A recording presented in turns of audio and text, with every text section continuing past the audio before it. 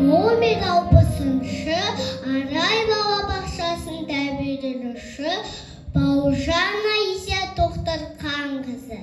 Абай Құнанбаев: ғылым таппай мақтанба, ғылым таппай мақтанба, орын таппай баптанба, құмарланып шаттанба, ойнап босқа күлуге, бес нәрседен ғашық бол, бес нәрседен асық бол.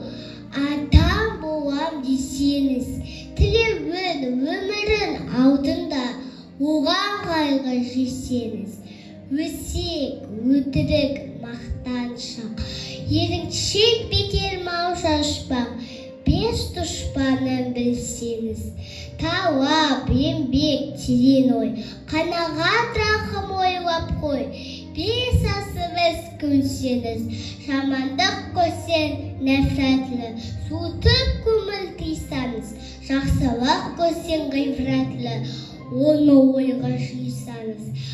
Ғалым болмай немене, балалықты тыйсаңыз, болмасаң да ұқсатпақ, бір ғалымды көрсеңіз, ондай болмақ қайда деп айтпа. Ғылым сүйсеңіз, сізге ғылым кім берер, жанбай жатып сөйлесеңіз.